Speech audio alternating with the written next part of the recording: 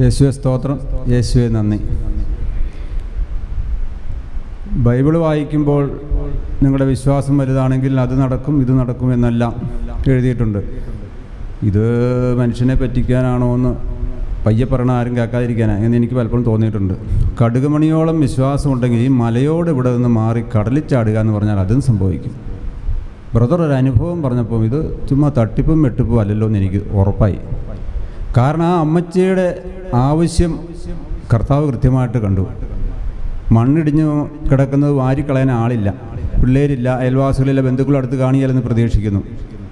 അപ്പോൾ നീ പറഞ്ഞിട്ടുണ്ടല്ലോ ഈ മലയോട് മാറി നിൽക്കാൻ പറഞ്ഞാൽ അതും മാറും എന്ന് പറഞ്ഞിട്ടുണ്ടല്ലോ. അപ്പോൾ അമ്മച്ചിയുടെ ആവശ്യം കർത്താവ് കൃത്യമായിട്ട് മനസ്സിലാക്കി. അമ്മച്ചിയുടെ കർത്താവിലുള്ള വിശ്വാസവും കർത്താവിന് കൃത്യമായിട്ട് മനസ്സിലായി. അപ്പോൾ ഞാൻ ഈ 52 വർഷക്കാലം ഇത് ചുമ്മാ പറയുന്നതല്ലേ, പലപ്പോഴും തോന്നിയിട്ടുണ്ട്. ഇപ്പം നാണക്കേടുണ്ട് പറയാൻ, എങ്കിലും അവനവൻ്റെ അനുഭവം അല്ലേ ഓരോ കാര്യങ്ങൾ പഠിപ്പിക്കുന്നത്. അപ്പോൾ അത് ബ്രദർ പറഞ്ഞപ്പോൾ എനിക്ക് വളരെ ഒരു സന്തോഷം തോന്നി, അഭിമാനം തോന്നി. അഭിമാനം തോന്നാൻ മറ്റൊരു ബാക്ക്ഗ്രൗണ്ടും ഉണ്ട്. യഥാർത്ഥ കാര്യം എന്താണെന്ന് പറയാതെ നിങ്ങൾ അറിയേണ്ട കാര്യം മാത്രം ഞാൻ പറയാം. ഞാനോ എൻ്റെ ഭാര്യയോ എൻ്റെ കുഞ്ഞുങ്ങളോ നോക്കിയാൽ അല്ലെങ്കിൽ എൻ്റെ ബന്ധുമിത്രകാദികളോട് പറഞ്ഞാലും നടക്കുകയില്ല എന്ന് എനിക്ക് 100% ഉറപ്പുള്ളൊരു സംഗതി എൻ്റെ ജീവിതത്തിലുണ്ടായി. അപ്പോൾ ഞാനൊരു 4 വർഷമായിട്ട് മറ്റുള്ളവരുടെ മുമ്പിൽ കൈ നീട്ടി നടന്ന് പാവപ്പെട്ടവരെ ചെറിയ രീതിയിൽ സഹായിക്കുന്ന ഒരു ചെറിയ ജീവകാരുണ്യ പ്രവർത്തനം നടത്തുന്ന ഒരാളാണ്. അപ്പോൾ അതുകൊണ്ട് ഇത് തന്നെ കർത്താവ് തന്നൊരു സമ്മാനമാണെന്ന് എനിക്ക് ഉറപ്പുണ്ട്.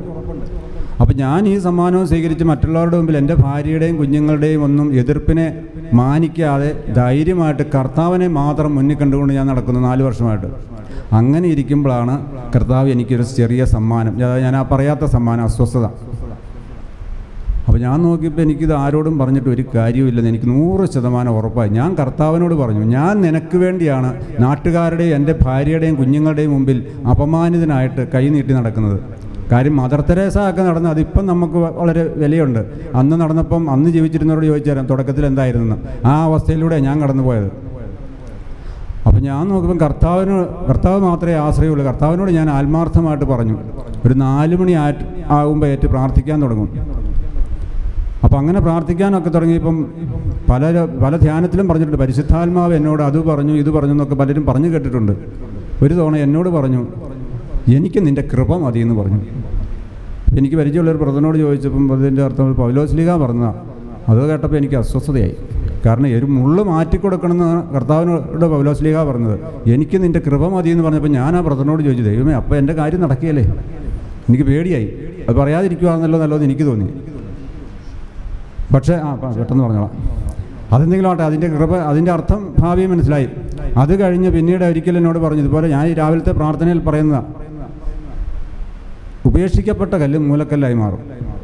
അതിൻ്റെ അർത്ഥം എനിക്ക് വ്യക്തമായിട്ട് മനസ്സിലായി. കർത്താവിനെ ഒരു സൈഡിലേക്ക് മാറ്റി നിർത്തിയിരിക്കുമായിരുന്നു കുറേ വർഷങ്ങൾക്ക് മുമ്പ് വരെ. അപ്പോൾ അത് മുമ്പിലോട്ട് മാറി യഥാർത്ഥ കല്ലായിട്ട് പരിഗണിക്കുമ്പോൾ ബാക്കിയെല്ലാം പൂർത്തിയാകും എന്നാണ് എനിക്ക് മനസ്സിലായത്. അങ്ങനെ ഇരിക്കുന്ന എൻ്റെ ഈ അസ്വസ്ഥതയ്ക്ക് ഒരു മാറ്റവും ഇല്ല. അപ്പോൾ അങ്ങനെ ഇരിക്കുക ഒരു ദിവസം എൻ്റെ ഒരു സ്നേഹിതൻ്റെ വീട്ടിൽ ചെന്ന്, അയാൾക്കിതൊന്നും അറിയത്തില്ല, പൈസ തരാമെന്ന് പറഞ്ഞ കാരണം ചെന്നു. സന്തോഷമായിട്ട് പൈസ മേടിച്ച് പോരാൻ നേരത്തെ എന്നോട് പറഞ്ഞു, നമുക്കൊരു കൊന്തയില്ലേച്ച് പോയാലോ? ആയിക്കോട്ടെ എന്ന് പറഞ്ഞ് കൊന്തയല്ലി. അദ്ദേഹത്തിൻ്റെ നേതൃത്വത്തിൽ കൊന്തയല്ലി. എനിക്ക് നന്മ നിറഞ്ഞറിയും പരിശുദ്ധം അറിയുമെന്നും പൂർത്തിയാക്കാൻ പറ്റുന്നില്ല. കാരണം എൻ്റെ പ്രശ്നമാണ് എൻ്റെ മനസ്സിൽ കിടക്കുന്നത്. 3/4 മണിക്കൂർ എടുത്ത് കൊന്ത തീരാനാണ്. അപ്പോൾ അസ്വസ്ഥതയോടുകൂടി കൊന്തയൊക്കെ ചെല്ലി സന്തോഷമായിട്ട് വീട്ടിലേക്ക് ചെന്ന് കയറി ഞാൻ വേഷം മാറിക്കൊണ്ട് പോയി. നട്ടുച്ചയ്ക്ക് വേഷം മാറിക്കൊണ്ടിരിക്കുമ്പോൾ പരിശുദ്ധാത്മാവ് എന്നോട് പറഞ്ഞു, നീ ശാന്തനായിട്ടിരുന്നാൽ മതി, ഞാൻ നിനക്ക് വേണ്ടി യുദ്ധം ചെയ്തു കൊള്ളാം. എൻ്റെ പ്രശ്നങ്ങളെല്ലാം പമ്പ കടന്നു. കാരണം ഇങ്ങനെ ഒരു വാക്ക് കിട്ടിയാൽ പിന്നെ ഞാൻ ആരെയാണ് പേടിക്കേണ്ടത്?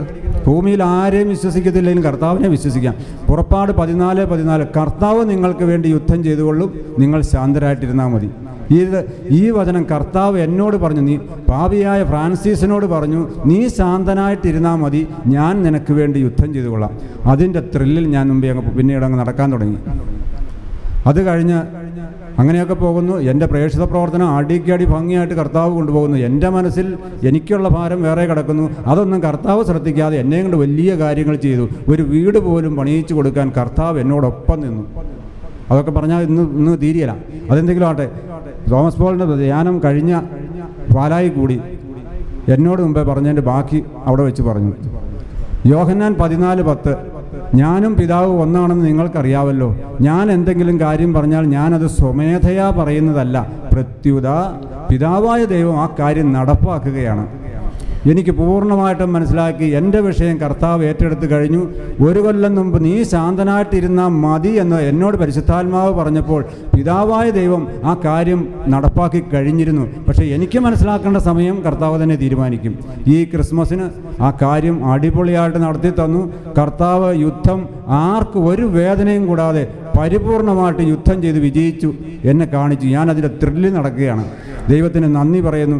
ഇനി എനിക്ക് വളരെ ഒരു സന്തോഷകരമായ കാര്യമുണ്ട്. എൻ്റെ ലക്ഷ്യമാണ്, എനിക്ക് 3 പെൺകുഞ്ഞുങ്ങളാണുള്ളത്.